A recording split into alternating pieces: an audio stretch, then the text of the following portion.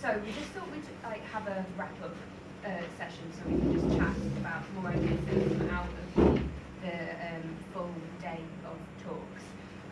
We're kind of working with Uzma for this as well. So Uzma Johal, MBE, is the CEO and founder of Threshold Studios. So we kind of wanted to bring it back to institutions in the broadest sense. We've heard a lot about artistic practice and our artistic relationship to digital, but we kind of wanted to start this wrap-up session with a bit of institutional. Okay. So yeah, thank you, Jenny. And I think, first of all, I think it's amazing. Like, we've got quite a mix of people here, and I know there's been some great conversations, from different perspectives, and others who were just here for the day and bring a lot of lived experiences. And I just wanted super quickly, is there anybody here? Well, no, let me turn my way. Can I just clarify, I'm looking over here for this question. Going back to, we were talking about digital and definitions. When we say the word institution, Jenny and Sean, are we talking about art institutions in the UK, or are we talking about something else? What is your definition of the kind of context in which one is an art institution? Just to clarify. Okay. It's often art organisations when we talk about this.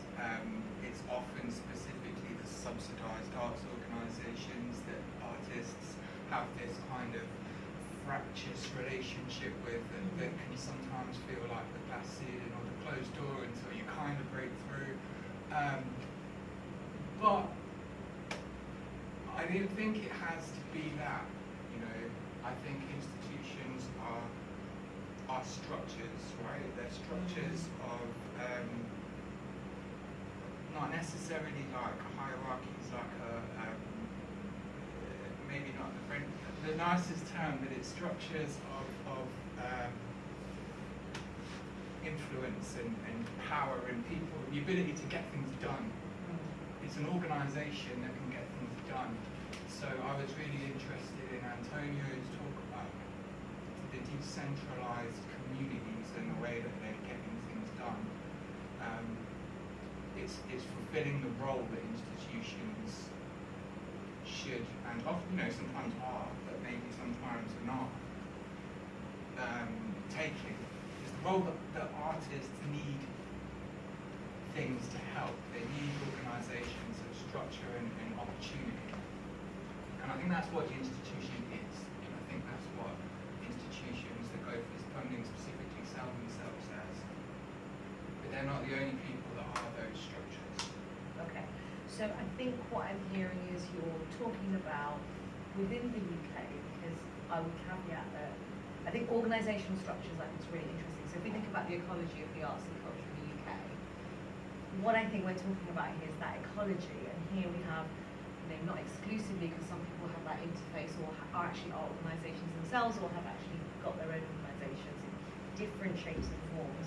But I think what you're talking about here is, like, in terms of the context of the ecology and the relationship between individual artists and funded organisations, or those who take responsibility through funding perhaps, or through purpose, to enable artists to do what they do. Would that be fair to say? So they form part of the hierarchy? I don't think it needs to be funded. I guess that's what I'm saying. There is the opportunity to not rely on these funded organisations. Like, you can do it yourself. And I think that's what we're going to be talking about, aren't we? We're leaning towards exactly that point. I'm interrupting though, is that what No, I was going to say... Your definitions or trying to find a definition that helps you. But something that's constitute an official organisation that is strategically able to draw on resources like government. Yeah. So, as the funding comes in, you can't just get funding. Unconstituted organisations, business structure, it's instituted, it's constituted, and it's governed, and it's able to access resources efficiently, as opposed to donation that goes on, which there's plenty of that as well. No, I think, would that sit in the definition for you?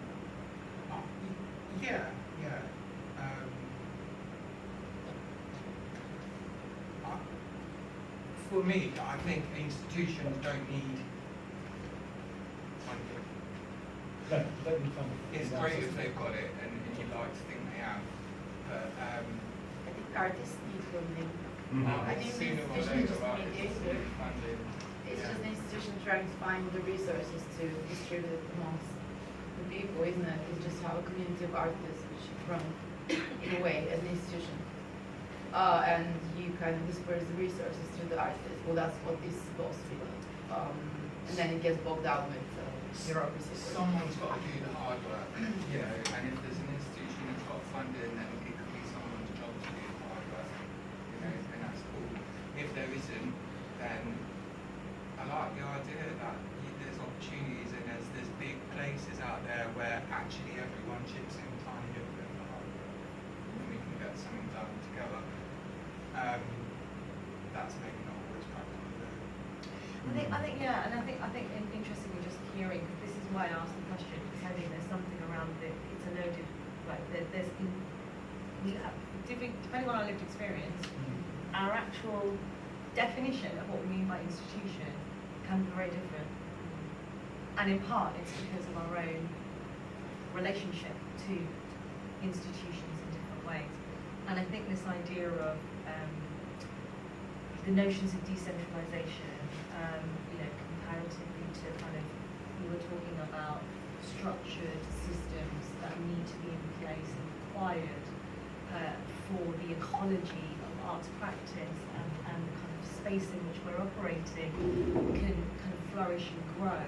And that almost, what I'm interested in is that the question I almost have, and I'm just interested to hear people's thoughts, is actually what's our interdependency between, as an individual artist, what's our interdependency in this ecology with said institutions? You know, Yeah. like, what is it? It's a perceptive resilience. Yeah. That organisation is resilient enough to be able to aid in terms of pay you. That's what I mean by, I don't mean funding necessarily, it's a resource, but they can access resources, whether that's income generation or it's council services, whatever it might be. They are a constituent of these 2 years with official body to be able to allow us to do this. If I rocked up to a building that was a car park, I don't think I'd be able to get an arts project set up and have to speak to someone who runs the car park. That would be institutional space. Yeah, yeah. I think that's so I've got the other side of that. So the idea of being institutionalised, and so when I hear the word institution, I get like shivers. I'm like, because it seems to me that it's a set of rules. So you're talking about structure, but it's rules are in place that everyone adheres to that's in the institution, and everyone that's associated with this institution has to adhere in this. And if you break the rules, there's consequences for breaking the rules. So I think like self-governed, like when you're governing something as an institution, self-governed things or decentralisation of community as such, that allows rules to come and go. You can still have certain rules in place, but if you break them, maybe the consequences will be the same, or maybe there's much more fluid interaction between people that are in charge, as it were, and the people that are doing stuff. Does that make any sense? I think that I want to take this further because I think artists by naturally are people who are anti-institutional. That's why they do art. So when you come to an institution, you don't even want to engage with the institution sometimes because you're like, that's not me. I don't want to be displaying my work here because I don't feel like I belong here. And so it's a lot about like belonging to the institution. No one wants to belong to the institution, but then you have to belong to the institution. You need to have like the logo slapped on you and be like, oh, you're not part of this code. And artists don't like that. Artists like to be their own entities, and I really think that this decentralizing institutions and kind of breaking the boundaries down, which is happening already, would be kind of not the answer because there's no answers, but would be a very good kind of progression from old school museums to let's do everything on Discord. Yeah. I think it's interesting that we talk about that. We keep coming back to this idea of decentralizing institutions. Like we're moving to that territory of that question, institutions and decentralization of institutions, because that's the way as artists, even like naturally, there is that tension between what the artist's expression is and what it does, and yet its interdependency with, you know, institutions. That's quite unique to the UK and certain developed countries in the way that they're funded, for example, in the UK. So if, for example, if you're in India or in some of these other countries where basically, unless you've like got a lot of money and you're very well networked, because everything's very commercial, as is in other countries, you know, there is no kind of funded civic kind of, there are programs, there's not that there aren't, but they're linked to quite kind of commercial, kind of high art, you know, mechanisms, and they've got different business models completely. There is something quite unique in the UK in terms of the fact that we do have a funded ecology through those institutions. People hardly believe it, they're like, yeah, so sometimes when you get, so the flip side is actually, however, there is this interdependency, but there is a uniqueness to that in the UK that we are kind of working with. And it's like, well, how relevant? But then there's a challenge in that in its own right. And I think that challenge has absolutely come from, we were talking earlier about the way algorithms kind of come about and all of these other, kind of, interestingly around kind of the way technology has moved in the communities. You talked a lot about communities in the way you were talking. And, you know, really, particularly for me, I think, you know, a certain scale of institution, going back to funding structures, you have to be organized in a particular way. And in this country, the historical institutions that have come through, they are big beasts. And a lot of them are actually buildings as well. And there is patronage involved, and there is a lot involved in them. And they also have always, from age ago, come from art form as well. Like, you know, the rise of the art centres was a fairly new phenomenon, you know, really, if you think about it. You know, it was museums, galleries, you know, the notion of, it's a bit like the Polytechnics for those who remember, you know, like the art centre was very much kind of quite a radical thing. But even them, to a certain extent, have now over the years become more institutionalised and more fixed, and in part because by nature of their structures and the way they need to be organised, decentralisation for them is very tricky.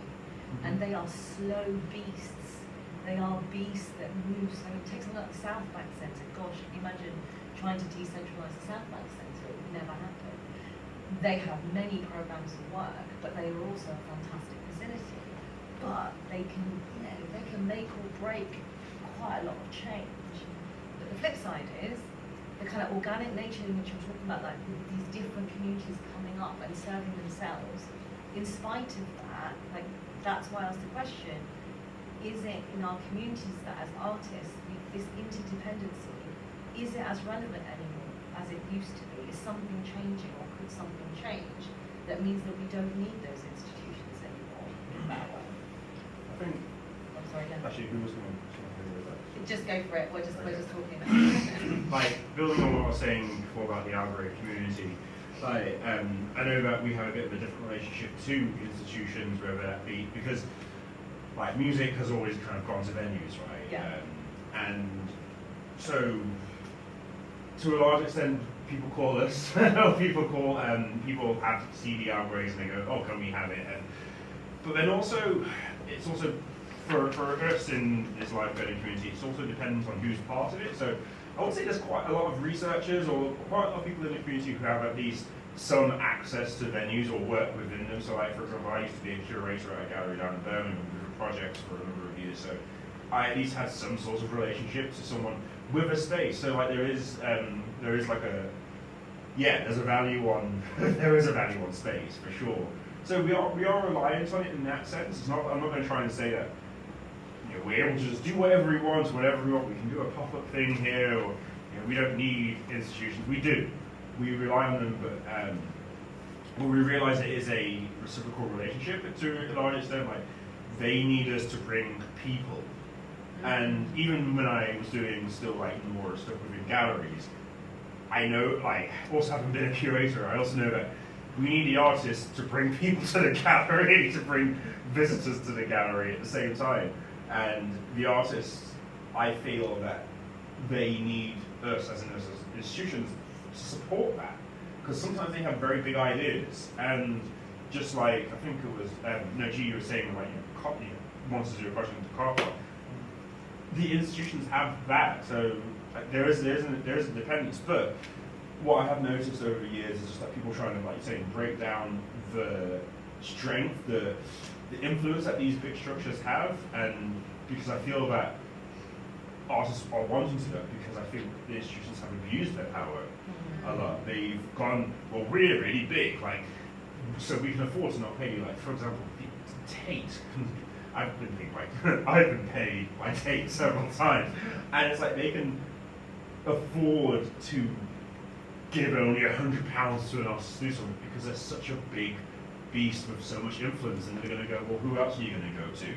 So I feel that's why people are trying to break down these big beasts, or just start their own smaller, less big focus, like less wider reaching, because they've realised. And that's not everyone. I'm not trying to say Threshold's doing it. No, right. I wasn't saying that. She was How getting dare you. excited. Yeah. No, because I agree with what you're saying, because I think part of it is like about perceptions and value that you guys institutions. Yeah, they'll pay you £100 on a 90-day invoice. Like, who has 90-day invoices? Yeah, right. But I think there's that thing around kind of understanding potentially like your social value. And I don't think this will be the case if we see this, like it will change.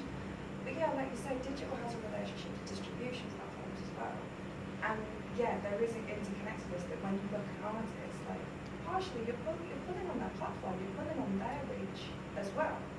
And that's something that kind of, institutions have a kind of specific channel, but like what you're talking about with the open source community, they are a really engaged community. Like you say, it's not massive numbers, but if you looked at that kind of analytic and insight into the engagement of that, and you know, and we know now as well that we've got, we can apply social and cash values to that algorithmic engagement, and that then translates to like advertising, you know, in that space. So in terms of the institutions, by actually kind of changing some of our relationship to data, we can start to build more case. And I don't think it's ever going to sort of tumble, because I think there's a comfort that a lot of people have with that relationship with kind of institution, and you know, it's clear on perception.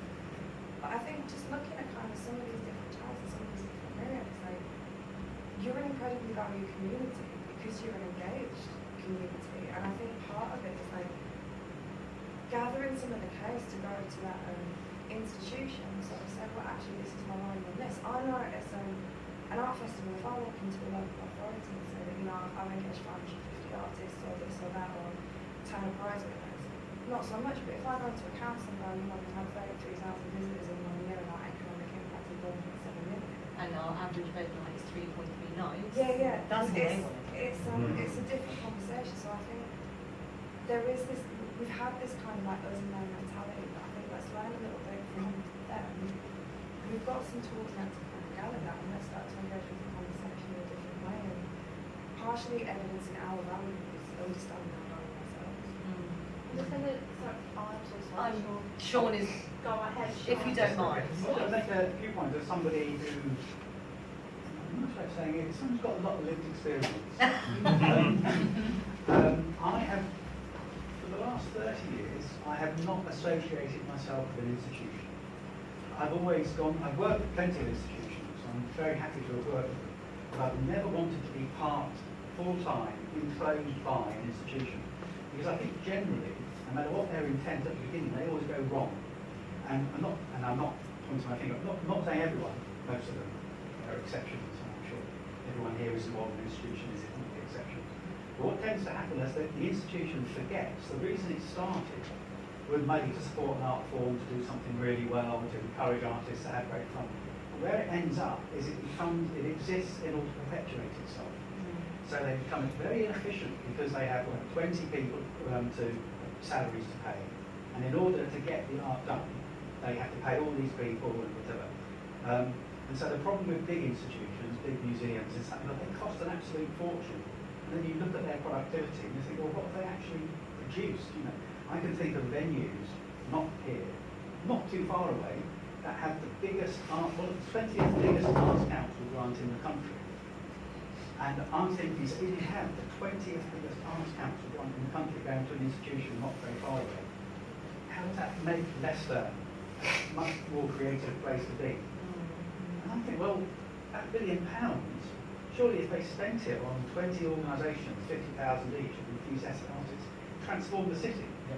Whereas, in fact, what happens is, you know, you get to see some member of Strictly Come Dancing, dressing up as Annie, something like that. I'm not naming any organisation. So I have always had a difficulty with institutions because, to me, I always think, well, at what point are they? Have they failed yet? No, they haven't failed yet. They're still good. They're going to fail one day. That's just my opinion. I'm happy to be wrong. So my approach has been, I'm not going to get full-time involved in an institution. I'm going to work with institutions. I want to get the best out of them. You know, shall we call Phoenix an institution? Yeah, Okay. I think it's called So, institution. It's a the exhibition downstairs shows But it is an a lot of institution. Yeah, no, history. University of Leicester, Yeah. I would say. No, it is an institution. Yeah. But that exhibition downstairs is showing a lot of work that's happened at Phoenix over the years, and I was lucky enough to be invited to show some of my past work there. And it got me thinking, well actually, I've worked with Phoenix for almost 20 years, in different places, and in fact, no matter how much people may moan about the institution, Phoenix has been very good for the local arts economy, and for me personally, I've had the opportunity to work with that institution. But like I say, generally, I've set up my own organisations. I've worked with groups. In fact, in Birmingham, back in the 90s, we would do oscillate clubs and we'd do festivals, this, that, and the other. And to me, that was my creative arts apprenticeship, just getting out and doing it, and working with people. So I would say to people, never think that in order to be an artist, you have to be in an institution, you have to have a PhD. I've got a PhD, but it doesn't necessarily mean I'm a great artist. I always say to people, none of my favourite artists have PhDs. So clearly I didn't do it because I thought it was going to qualify me as a great artist. There are other things that I did it for. So don't think that you have to have a great education. Maybe don't think that you have to be on the inside looking out or whatever, rather than the outside looking in order to have access to spaces. On the whole, just doing it is your key to get in. You're working with car parks or whatever.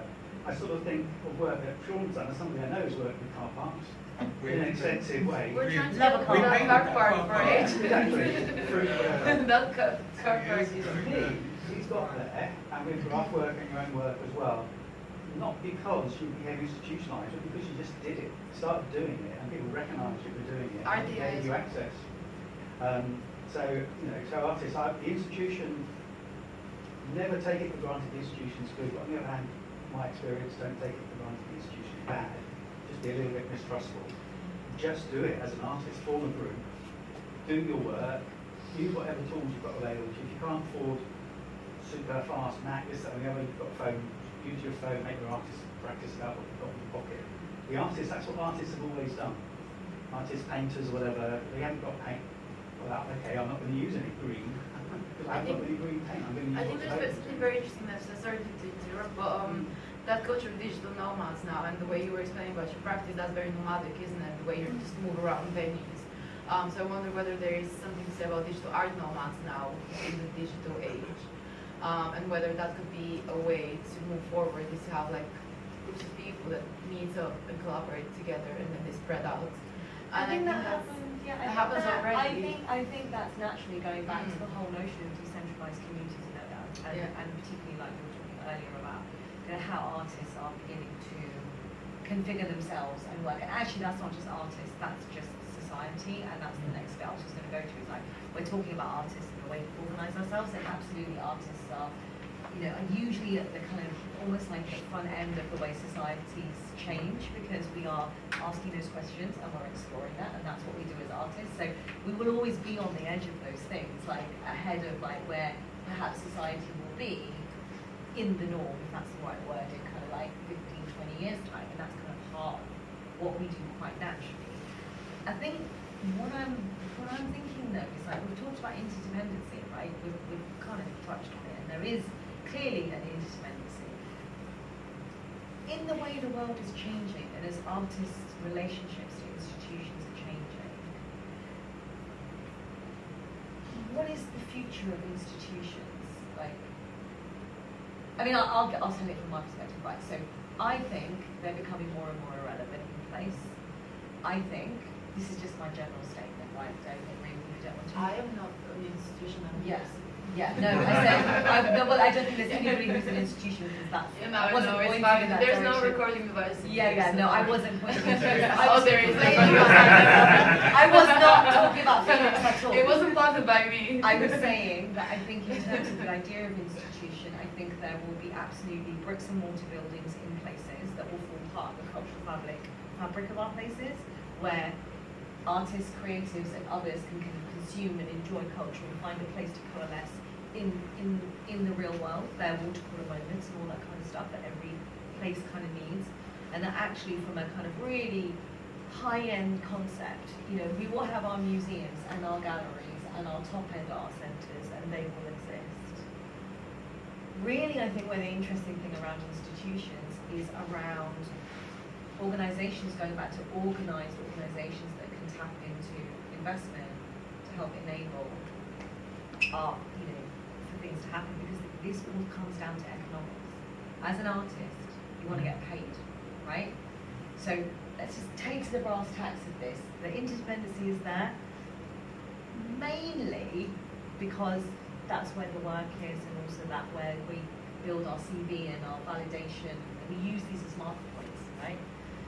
I want to be in a place where, you know, Sam's talked about frequency, you know, I want to be proud. It does happen sometimes, but I definitely want artists to go, and I showed a frequency, just like they might say Liverpool Biennale, or I went to the Tate. You know, I want artists who work with technology to be able to use frequency as that. But that's our responsibility to get it to that stage, and that's hard work, right?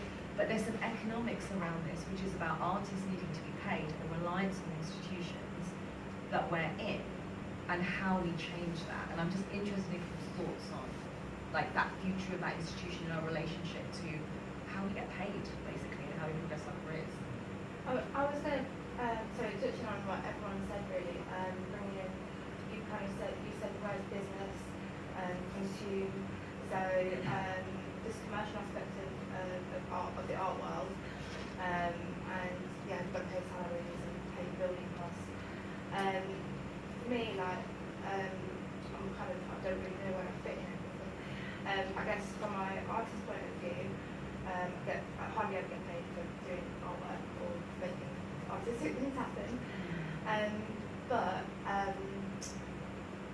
I was wondering what you think about the measure of success. So you said you want people to be proud of being in frequency, but I think, I think our success is measured in different ways now. Yes. So we have, you know, how many likes you have, how many, those kind of things, or in a different way. Like me personally, there was a period of time where like I would compare myself to people that were, you know, had a sewing gallery. Right. And I'm like, right, I'm not a successful artist because I've not got my own sewing gallery. Right. In this institution, my name's not being on this poster or this. But I think people start to measure their version of success differently.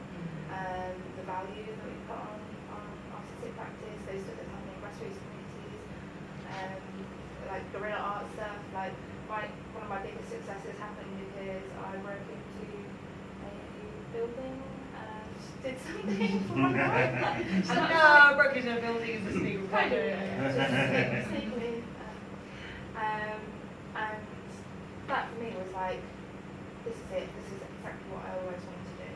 It doesn't matter that no one, you know, no institution was associated with it. You know, there were people there. The outcome that I wanted, the social engagement, that all existed without the institution. Yeah. However, like, you know, through that work, I've been associated with institutions that wanted me to do stuff like that. Oh, what, you know, what happened over there? You bring it here. So, I'm sorry, I'm kind of going off topic. No, I don't think you are, because what you're talking about is like, as an artist, your primary concern, quite rightly, is your expression of your art with the motivations and the passion by which you express yourself, right? That's your art, and that's where you go with it. And actually, as artists are very, very good at navigating that kind of movement between kind of what they really want to do and kind of how, but then at some point you need to earn a living, right? Out of some of that. And actually, like you said, still got to pay the bills, and this is partly always the challenge. It's like that whole scrivener artist thing, like I'm the poorest I've ever been in my whole entire life. But you're And I've happy. been, am I? No, I'm not. Okay, just joking. I thought that's what you were going to say. No, Sorry. it is. No, poorest and the saddest I've ever been in my entire life. But going to an institution won't change that. You know, not. I think it's like you're not talking like life-changing amounts of money. Maybe I'll be able to eat or something if I got a grant from someone. But it's not a. You know, it doesn't mean I'm going to have an artistic career. There's nothing guaranteed from an institution. So I think it's sorry, just I've lost my train of No, thought. you know what? All I was going to say was about that, and I'd like to just bring this back also down to kind of digital technology and kind of that movement and that relationship. Just that the idea of kind of decoupling our relationship to institutions, because we started off the front is, you know, it's like the institutions, do they need to catch up? You know, where are they? Are they outdated? Where do they need to be? And we're kind of talking to ourselves a lot here. We haven't got certain institutions here that we might want to be engaging with. We're talking from one side. But that acknowledgement that they are part of the ecology, that they're here to stay, at least the fashion version of it is, they are useful for certain aspects of artists' work and development, absolutely. But there's some strands in there about the responsibilities of an institution and how that needs to change. And I certainly would say, going back to the Arts Council, like I said, we're very unique in the UK in terms of our funding structures. And if you look, for example, I mean, if Let's Create Strategy, I'm giving away my age now, 25 years, Thresholds, you know, is 25 years old this year, and we've seen recessions. I've seen we started on 50 quid in a broken camcorder in our story, right? And we're a volunteer, and Sam's standing there talking, and even I'm sitting there going, my God, how did we get there? You know, it's quite emotional, and I know it's like literally the gliding like a swan on the thing, looking really flashy, and underneath, like proper everything stuck together with blue tack and anything you can find, both borrow and steal. And frankly, that frequency still runs like that, and Jenny knows about it because Jenny's seen it in action. So, you know, I totally get that kind of spirit of kind of the way things are. But I kind of like, the one thing I think was really interesting in all these years that we've been working is, you know, and the respect I have for artists, and what makes me really excited when I'm mentoring young people, for example, or talent coming out of different artists who are starting at the front of their careers, is certainly from when I first started, which is a long, long time ago, the amount of artists who are really concerned with social purpose and actually thinking about their communities, whether they're the hyper-local communities or whatever communities they represent, I think is getting more and more and more, and I think it's getting stronger and stronger. And also that blurred line between, some people still want to be a fine art painter or working in theatre, but even the creative art practice is blurred, the lines are so blurred, and then now chuck technology into there, chuck, you know, computational art into there, or chuck, you know, anything to do with digital technology into that. And you're just in a really interesting, for me, I think we're in this really interesting space where we can turn this upside down, and we're in the middle of that moment. The only thing that I can't see, and that makes me excited, the thing that worries me, and I don't know what people's thoughts are on this, is the economics of that, and the equity and the equality. So relevance-wise, I think we're in the middle of something quite interesting. And I think 5 to 10 years from now, and in fact, you go back to the Arts Council, you know, when this Let's Create strategy came about, and people will have their own opinions. For those who know about strategy and policy and, you know, are into that kind of stuff or have been involved with it, I would say this is the most dramatic Arts Council move we have seen since the Charter was first established. And what it's done, it's basically turned everything inside out. So all that, and I use the words because they need to use them: inclusion, relevance, EDI, you know, the purpose of art, the stuff that matters to us, has gone right into the middle. And the art has almost come on the outside and gone, you know, like, we don't care about the best painting, actually. We don't care about this is what we're going to care about. And we're going to hold you to account, institutions. We're going to fund you as a national organisation or even for a project. Artists is easy. We've been doing it for years. We looked at Let's Create strategy, and most people I knew were like, oh yeah, thank God Arts Council caught up. That's exactly what we've been doing. But for some institutions, it was really difficult because it fundamentally challenged the way that they operated and do operate. And this next set of, I would say, the next 2 to 3 MPO rounds, if they can hold themselves and the government, you know, can not, and they are, trust me, government's really not comfortable with this, but they're going with it. If Arts Council can hold the line on this for the next 2 to 3 investments, that institutional tension we're talking about, alongside this change that's happening in decentralized, you know, the whole deconstruction of the narrative and the way that we're working, is going to make a drastic difference, and I think it will be super exciting. I think it's also generational change as well. Yeah, It's right. literally just people are retiring, Yeah. and now young people it's our turn now to do Yeah. whatever we want. And I think it's a bit scary because we're like, okay, so what do we do with the institutions? Because you're being told one thing, and you need to do it. But then you're like, but in my personal mind, I don't agree with that. I don't want to work in that way. So I think it's about who wants to take lead, and then kind of collect that landscape of artists and bring it to the ecology of what that's created. Yeah, exactly, and then build that. So the thing though, after I said that rant, that I get, because honestly I'm genuinely excited and I do get excited. The thing that I don't understand, I'm just interested in people's thoughts, is what the economics are going to be of that. That's the bit that I can't figure out, because when I see, we talk about communities coalescing, and talking earlier, actually I made this note around, just do this, I read this word economics when you was, I'm pointing at you, sorry Antonio, but there's a reason for this. Because you were talking about the kind of the model of tidal cycles, and like, you know, how there's all this open source software is out there, and but also how some of these things are then, they're commercial companies, and essentially a software developer has put something together for whatever good reason, but ultimately then it has to go into some kind of commercial environment where it's a pay, you know, a click per view or a subscription or a membership or something, not for the specific things you're talking about. And I can totally see the software developers and the technologists, even if they don't get paid straight away, that actually they're working towards something. That's business, right? You develop a product in innovation, and at some point you get the return. Hopefully someone will pay some money for innovation for a bit, or you'll wing it and it will turn itself around. Spirit of innovation, right? But from an artist and creator's point of view, how does that work? How does that work? Because we're relying on this, we're using this technology for our practice, so we can't rely on, so our creativity, like how are we going to get paid, basically? Well, How's that going to work? Is there anyone, sorry, I'm just going to ask another question. Is there anyone in the room that can survive on their artistic practice? Like you're, like not, if you didn't have like to teach or anything? For at least like 6-7 years, that was the case. Yeah, I didn't teach or anything. But saying that, I know that I was privileged in that working in the art and tech side, and there's lots of investment going into tech. So I'm not going to try and say like that's a thing that's for all artists and all variations of art work. But why you asked that talking question? about like non-commercial, so say you're a programmer, is that right? Yeah. Your own, is that your, would you count that as artistic practice? No, you, sorry. So you put your hand up as well, you can survive off your creative practice.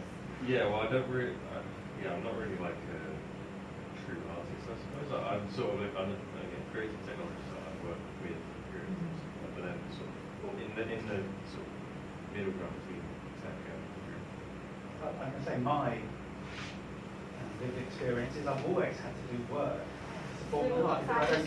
Some of the artwork I do, I don't actually think it should be funded. My work, and if that was funded, I'd go. You know, sometimes you just have to do it, as long as you've got something else to support you. So you do have to mix that. Well, one thing I was saying is the institution. What if the Arts Council said, right, we're going to change policy.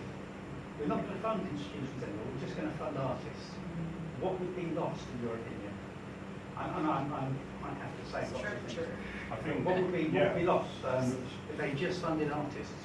Like you're saying, structures. Structures. Gallery spaces, maybe?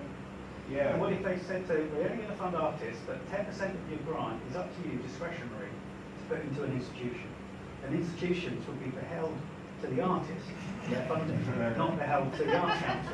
I knew That you'd come up with strikes me. something like that, actually. That strikes me very exciting. I think people. And thought about that before. Patreon for That'd be institutions. fantastic. But I still think even if there was any sort of that model, there would still be, artists forming smaller communities and still, even, like, I don't know, in Birmingham, like, around the Digbeth area, because there was a lot of empty spaces. He did for a time have lots of artist communities just kind of like going in. And some of them got bigger, like Grand Union, for example, was an MPO, has been for 2 or 3 grounds, and probably a couple of other Centrala. And they do all start out as artist-led. So, and it's what I think though, when they become a bad institution, is to what extent their scope goes. Like, are they trying to then become the big one, the icon, the Tate? And it's like, that's when it can get to be a bit bad, I think. So the future for me is, I said it earlier, like smaller local areas. You're going to write this idea now. You're going to take my You would like to give 10% of your grant to a local organisation. But I And think we that's will why make it's all, it based on the artists. we have like a culture at the moment, Fantastic. like pop-up stuff. So there might be an umbrella kind of thing that might be the institution, but then so talk about gallery space or things that institutions give, building space, studio space, whatever. Pots of money for certain things. We have these little pop-up things that are happening quite regularly now. It's been like a little influence. And perhaps we might go down that route. Like there might be less big spaces and more little pockets in like niche areas or different communities. But do you think though? I mean, I totally get it. Noted. That's radical. Love it. I expected something like that. I mean, I'm going to go back to this word ecology though again, because I guess this thread for myself is like holding ourselves, or even in part being almost fixated by the interdependency or our perception of interdependency with institutions. Like, we are a very diverse ecology. We're made up of lots of different parts to that. There's the bricks and mortar buildings that need to be there for places, whether it's Leicester or whether it's Harringay or whether that's Lincoln or wherever that might be. And trust me, where there's no physical space, irrespective of what that space is, it's like death, it's a cultural death. And you take somewhere like Lincoln, it's really, really hard to work in a place like that, you'll know. There is some stuff there, but there are other places that don't have anything. You go up north in some of those areas, have absolutely nothing. So those kind of physical bricks and mortar buildings that bring people together are really important. And they're part of the ecology. Individual artists are part of the ecology. But actually, when it comes to the institutions, for me, it's like it's what they're doing and what their responsibility is. Going back to what we talked about earlier, is that it's what they're doing. They need to be held to account if they're going to operate. And even despite the fact that they have to, if their business isn't sustainable, frankly, funded or in like a mixed economy, because it could be like, it could have part funding and it could be partly, paid another way. But ultimately, if that's, it's the responsibility of that organisation to be relevant to the place that they are. They should be beholden to their communities. So instead of having this one, we're an institution, we have this building here. The institution still exists, in that virtual building, but it starts to go back to me. So taking over a shop for a gallery, going into this bit, utilising the space that is available, going into communities that would not come into that institution, which is a big, I think the accessibility and the inclusivity, those buzzwords are really important. I think from my opinion. that could be, we've talked about that at length, and that's why I think that your point about digital technologies is very, very crucial there, because that's how I believe accessibility could be reached on a national and international level, whether that be through someone having a disability or whether that be through someone being in an underrepresented community. As Sean was saying, everyone has a phone. He's on his phone now. He might be looking at he could be looking at an online exhibition right now. He could be researching an artist, and that artist's life might change because he just chose to look But at that's working on the assumption. There's a lot of hard work to do that. And I know you understand that. But I just want to acknowledge also is that, when we talk about that kind of idea of using technology to break down, we still have digital poverty, we still have a challenge with literacy. You know, we make assumptions about what we have. Like I was working with a colleague who works in Luton, and for her, she came up, like I was speaking at the Remix Festival in London, Remix Conference, and she'd come up with some young people who are, you know, it's Arts Council running the Creative People Places program, for those who know about it. So she runs the one down there, and she was there, and you know, it was like one day experience. It was quite hysterical actually, because I had no idea why they were like Threshold. We were like literally so different. The rest were like big, like proper, you know, visitor experiences and having commercial stuff, and then there's little old Threshold saying, I think you should do it like this.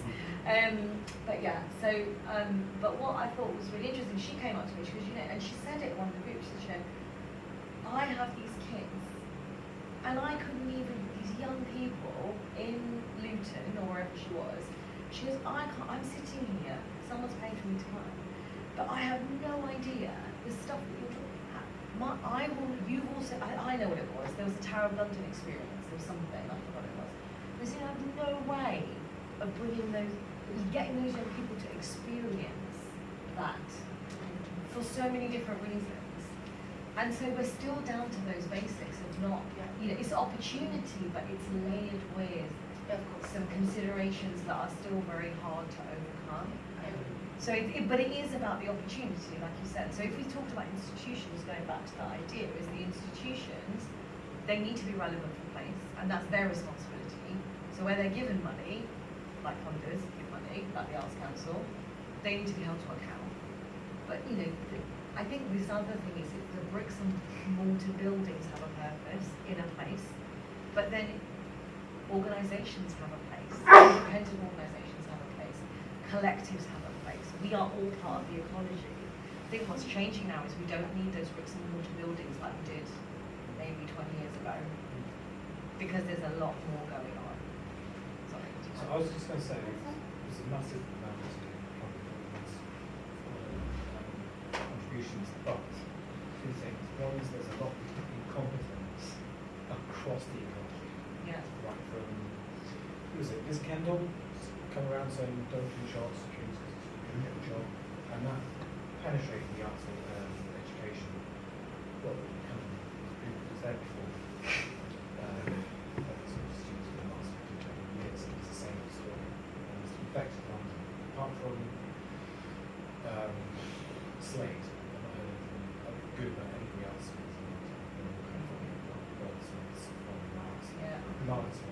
Yeah, it is, yeah. So there's incompetence everywhere, from educators to curators to managers to building teams.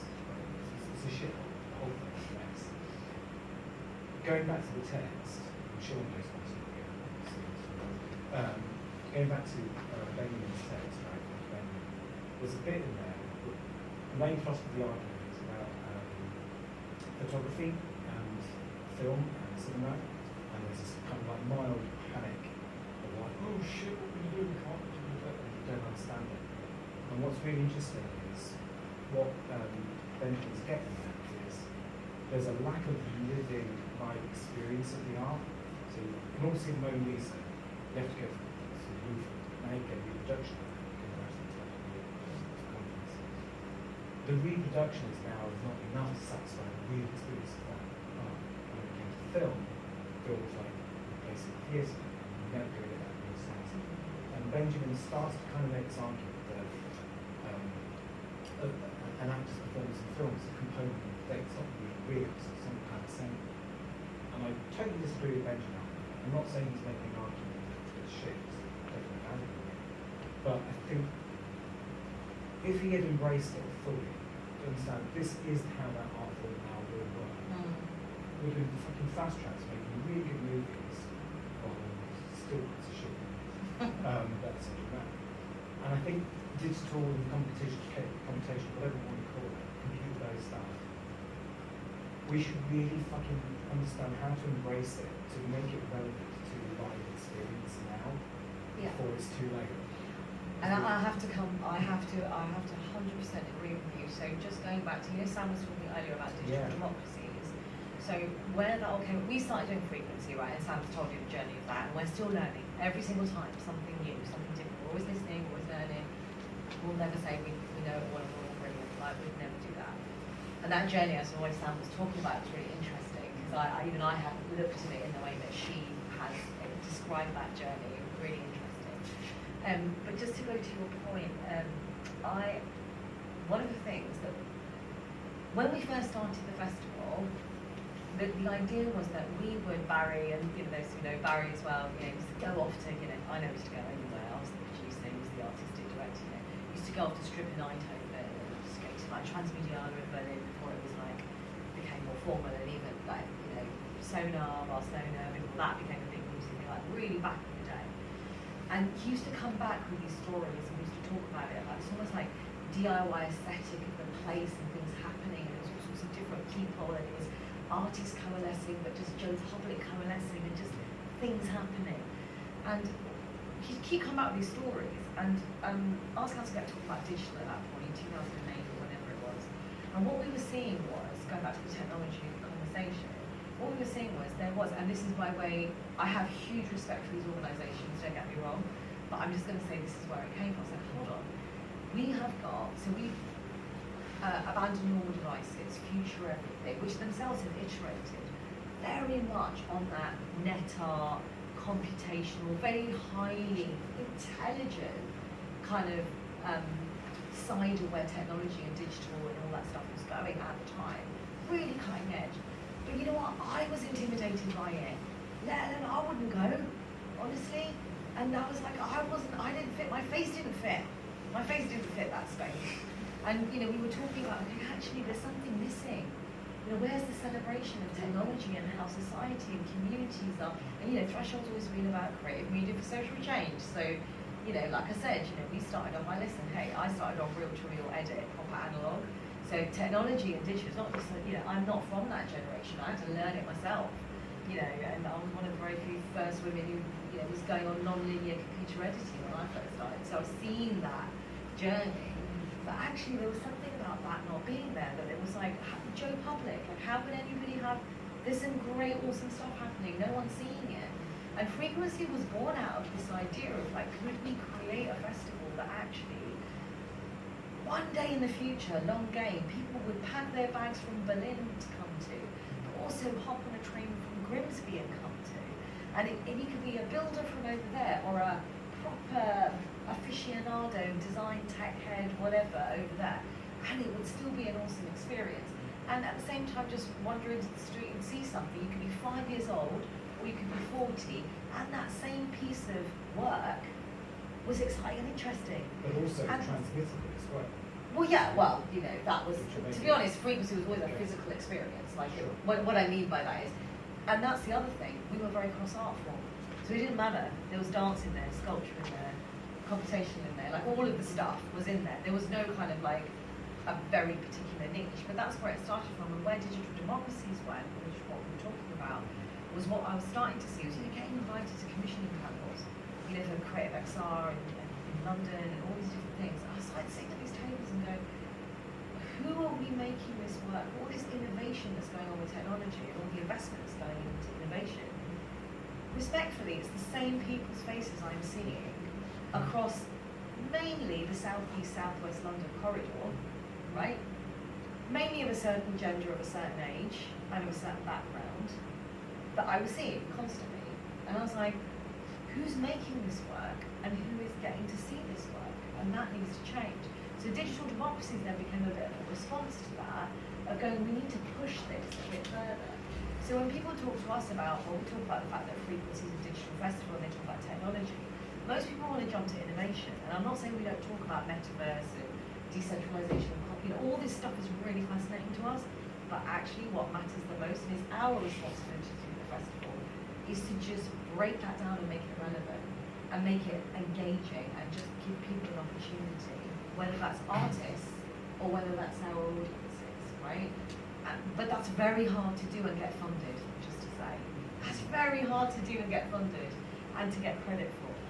It's just got to be broken through. It reminds me of, Naomi has her hand I up. was going to I say, think, we have time for just one because we can't afford to get overcharged in the room. Oh my God. I think after Leonie. Oh my God, it's 10 past I 5. think after Leonie will We'll come switch to up the my camera in half 10 more minutes. Because we're talking about quite heavy stuff, and I'm really interested in your organisation, institution, whatever it is. And I just wondered if God, I've you never have... been called an institution before. Well, Sorry, that's really scary. Please don't call me that. On the threshold of being an institution.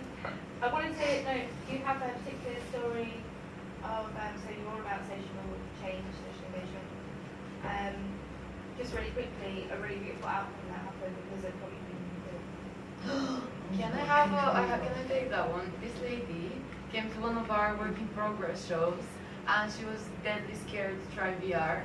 And here she is now, listening about digital democracy. Amazing. So, But just to add to that, that it wasn't so much a fear of the technology, it was more yeah, exactly. But we're very glad we were able to keep you on board, even though you didn't want to engage with technology, because it's always about the content, it's not about technology. Yeah. So, They get you thinking about how messages communicate. That image, keep looking at it. Oh, that one. I didn't realise that was still up. Decode that, because you can't see what the person sees. You can see them wearing a headset. So the image is of them wearing a headset in a beautiful building. So that, I think, actually captures within it one of the issues with digital art. It might all be about the technology for some people. So But that should be okay if that's what they want. But that's okay. Because that's